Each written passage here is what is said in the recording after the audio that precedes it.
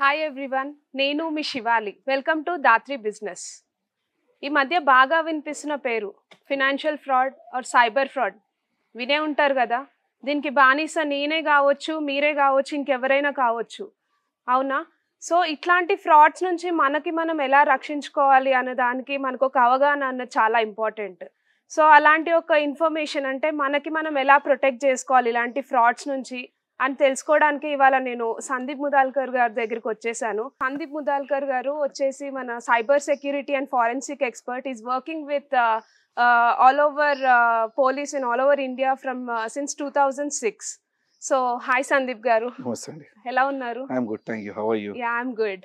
నా క్వశ్చన్ ఏంటంటే, ఇప్పుడు లైక్ ఫ్రమ్ లాస్ట్ ఇయర్ అంటే మేము సర్వేస్ నుంచి చూస్తున్నాము, like there is a survey saying that from last year so like 3 times ఎక్కువ ఈ సైబర్ క్రైమ్ అన్నది పెరిగిపోయింది అనేసి చెప్తున్నారు. సో అది ఎంతవరకు నిజము? అండ్ ఇది పేమెంట్స్ లైక్ ఇప్పుడు డిజిటల్ పేమెంట్స్ అవుతున్నాయి మనకి, phone pay, Google pay, like మనం క్యాష్ కంటే ఎక్కువ కూడా మనం డిజిటల్ పేమెంట్స్ మీద డిపెండ్ అవుతున్నాం.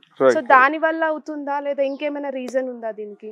ఇప్పుడు మనం మోడ్ ఆఫ్ ఆపరెంటస్ తీసుకుంటే అండి, సైబర్ క్రైమ్స్ ఎలా మారిపోయిందంటే, సైబర్ క్రిమినల్ చాలా అడ్వాన్స్ గా ఆలోచిస్తున్నారు, మనం అడ్వాన్స్ గా ఆలోచించట్లేదు.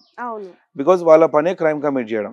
మన పని ఏంటంటే ప్రాజెక్ట్స్ మీద వర్క్ చేయడము, కంపెనీస్ టాస్క్లు ఇవ్వడము, సంపాదించే దాని మీద మనం ఉన్నాం అన్నమాట. మెయిన్ కారణం అసలు క్రైమ్స్ పెరగడం కారణం ఏంటంటే, ఫస్ట్ ఆఫ్ ఆల్ మీరనే కాదు, నేనని జనాలని కాదు, మనకి టెక్నాలజీ వాడడం రాదు. I'm not saying that I know everything, నాకు కూడా వస్తుంది నేను అనట్లేదు. ఎవరికి ఫస్ట్ ఆఫ్ ఆల్ మనకి టెక్నాలజీ ఎలా వాడాలో మనకు ఫస్ట్ ఆఫ్ ఆల్ తెలియదు. ఏమవుతుందంటే, ఇప్పుడు ఒక ఫోన్ మీరు కొంటున్నారు అనుకోండి, ఫర్ ఎగ్జాంపుల్ ఫోన్లో చాలా చాలా మంచి మంచి ఫీచర్స్ ఉన్నాయి అనమాట మనకు సెక్యూరిటీ పాయింట్ ఆఫ్ వ్యూలో. మనకు తెలియదు ఫస్ట్ ఆఫ్ ఆల్ అవి ఎనేబుల్ చేసుకోవాలా, మన ఫోన్ కొనగానే ఇవన్నీ చూసుకోవాలా, ఇది సెట్టింగ్ చేసుకోవాలా, ఇవన్నీ మనకు తెలియదు. మనకి ఏం తెలుసు అంటే, ఫోన్ కొనగానే దానికి ఒక కవర్ వేయడము, ఒక లేడీస్ అయితే దానికి ఒక టెడ్డీ బేర్ హ్యాంగ్ చేసుకోవడము, ఇలాంటి ప్రొటెక్షన్స్ కూడా కొన్ని ఉంటాయి, అంటే కెమెరాస్ ని హైడ్ చేసుకోవడం. సో ఇలా మనం చూస్తే ఏంటంటే క్రైమ్స్ అంటే చాలా పీక్స్ లో వెళ్ళిపోయినాయి. అందుకే ఈ రోజుల్లో మనం దాన్ని కంట్రోల్ చేయలేకపోతున్నాం. దీనికి ఏంటంటే అవేర్నెస్ అనేది ఎంత కల్పించినా కూడా జనాలు ఇంట్రెస్ట్ చూపించట్లేదు తెలుసుకోవడానికి. అరే ఇప్పుడు మనం ఒక షో చేస్తున్నాం, అసలు మీరు ఎందుకు షో చేస్తున్నారు, అసలు నేనేం చెప్తున్నానని జనాలు ఫస్ట్ ఆఫ్ ఆల్ ఇంట్రెస్ట్ చూపించుకోవాలి దాని మీద. ఓకే, టైం లేదు వాళ్ళకి యూట్యూబ్ చూడాలంటే, ఇవన్నీ టైం లేదు. ట్రావెలింగ్ చేస్తున్నాం మనము, we're in train, we're in bus, మనం డిన్నర్ చేసేటప్పుడు ఇంట్లో ఉన్నప్పుడు కూడా యూట్యూబ్ పెట్టుకొని కూడా జనాలు ఏంటంటే సినిమాలు పిచ్చిలు ఎక్కువ ఉన్నాయి అనమాట. ఇవన్నీ వాళ్ళకి కావాలి. మనము జాగ్రత్తగా ఉండాలా, ఇలా క్రైమ్ జరుగుతున్నాయి కదా, మళ్ళీ ఇలాంటి ఆలోచన లేదు. ఎప్పుడు ఆలోచిస్తాడు ఒక యూజర్ అనేది అతను, ఎప్పుడైతే విక్టిమ్ అవుతాడో, వెన్ హి బికమ్స్ విక్టిమ్ అంటే ఒక దెబ్బ నాకు తగిలితే గానీ దాని టేస్ట్ అనేది వాడికి తెలియదు.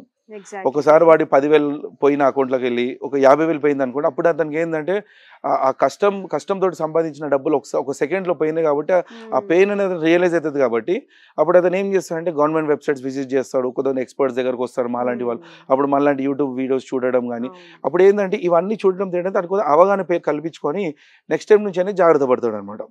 But this is secondary. నా ఇంటెన్షన్ ఏంటంటే, దెబ్బ పడేదాకా మనం వెయిట్ చేయదు. First of all we should not wait for the hit. మనం ఆ హిట్ నుంచి అవాయిడ్ అవ్వడానికి మనం ముందుగానే ఇలాంటివన్నీ కూడా ప్రిపేర్ అయి ఉండాలి బ్యాటిల్కి. వీఆర్ ఇన్ వన్ బ్యాటిల్, ఒక పర్టికులర్ స్పేస్లో ఉన్నాము, దాంట్లో మనం ఉన్నాము, సైబర్ క్రిమినల్స్ ఉన్నాము. ఇప్పుడు మనం క్రిమినల్స్ తోటి ఎలా ఫైట్ చేయాలనేది మనకు ఒక ఐడియా ఉంటేనే మనం వాళ్ళతో ఫైట్ చేయాలి. కానీ మనకు ఐడియా లేదు, వాళ్ళకి ఐడియా ఉంది. అందుకేంటంటే ఈ క్రైమ్స్ అనేది ఫైనాన్షియల్గా ఎక్కువ పెరిగిపోతుంది రోజు రోజుకి. Because by end of the day మనకు కావాల్సింది ఏంటి? డబ్బే. ఎవరికైనా సరే యూ సీ ద రిలేషన్షిప్, ఇవాళ దానికి వాల్యూ లేదు. డబ్బు దగ్గరనే ఎక్కడైనా ఒక ఫ్యామిలీ చూడండి, మన పెద్దవాళ్ళు చనిపోయిన తర్వాత అంత కార్యక్రమం అయిపోయిందా, మళ్ళీ ఇమీడియట్గా మనం ఫోకస్ చేసేది ప్రాపర్టీ మీద. అది ఒక మెంటాలిటీ, మన ఇంటెన్షన్స్ అలా ఉన్నాయి అనమాట. సో అలానే సైబర్ క్రిమినల్స్ కూడా అదే విధంగా వాళ్ళు ఆలోచిస్తారు అనమాట. సో మనం ఏంటంటే వాళ్ళని మనం ఆపలేము, మన జనాలైనా ఆపొచ్చు కానీ వాళ్ళని ఆపలేము మనం. వీళ్ళని క్రిమినల్స్ ఆపాలంటే ఫస్ట్ ఆఫ్ ఆల్ మనం లేచి పైకి రావాలి. ఫస్ట్ ఆఫ్ ఆల్ ఎలా చేసుకోవాలి ఏంటనేది.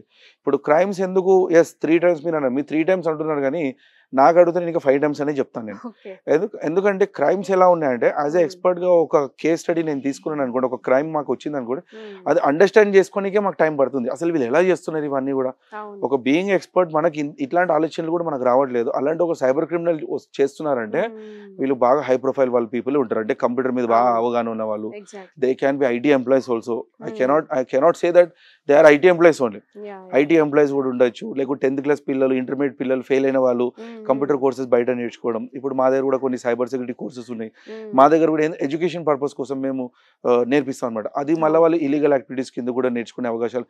సో ఇవన్నీ కూడా ఏంటంటే నాలెడ్జ్ అనేది డిఫరెంట్ సోర్సెస్ నుంచి గెయిన్ చేసుకొని క్రైమ్ అనేది కమిట్ అవ్వడం జరుగుతుంది అనమాట సైబర్ క్రిమినల్స్. ఇప్పుడు మీరు ఫైనాన్షియల్గా మనం తీసుకుంటే చాలా ఈజీ అయిపోయింది. ఒక ఇంట్లో కూర్చొని ఒక క్రిమినల్కి రోజుకి అతను 5 లక్షలు సంపాదిస్తున్నాడు అండి. ఓపెన్గా చెప్పాలంటే 3 to 5 lakhs easily is earning in a day. అట్లాంటిది ఒకసారి మీరు క్యాలిక్యులేట్ చేసుకోండి, 5 into 30 days అంటే how much is earning. And వాళ్ళు ఏంటంటే చాలా ప్రిపేర్గా ఉన్నారు ముందుగానే. అంటే ఒకవేళ నన్ను పోలీస్ వాళ్ళు ఒకవేళ పట్టుకున్నా కూడా ఆయన అడ్వాన్స్డ్ ఒక అడ్వకేట్ని పెట్టుకొని క్రైమ్ కమిట్ చేస్తాడు అనమాట. సో ఎప్పుడైనా అతన్ని ఎత్తుకుపోయారు అనుకోండి, పోలీస్ వాళ్ళు ఎత్తుకుపోయా, ఆ అడ్వకేట్ ఎవరైతే ఉన్నారో అతను బెయిల్ మీద ఇప్పిస్తారనమాట. అంటే వాళ్ళంతా ప్రిపేర్గా ఉన్నప్పుడు మనం కూడా ప్రిపేర్గా ఉండాల్సిన చాలా అవసరం ఉంది. సో ఇలా ఏంటంటే ఇంకా రకరకాల సోర్సెస్ ఉన్నాయి వాళ్ళకి. అంటే అరెస్ట్ అయిన తర్వాత వాళ్ళు బయటికి రావాలంటే వాళ్ళకి ఇన్ఫ్లుయెన్స్ వాడతారు, హైర్ చేసుకుంటారు, చాలా ఉన్నాయి. డబ్బులు ఇవ్వడం కానీ, కరప్షన్ కానీ, ఇవన్నీ కూడా మనకి ఇవాళ చాలా జరుగుతున్నాయి.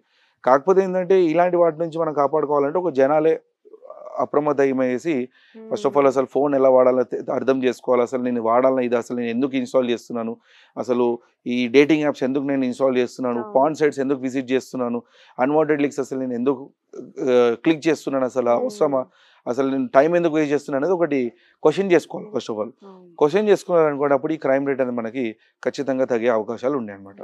మంచి ఇన్ఫర్మేషన్ అయితే ఇచ్చారు. Thank you so much Sandeep గారు.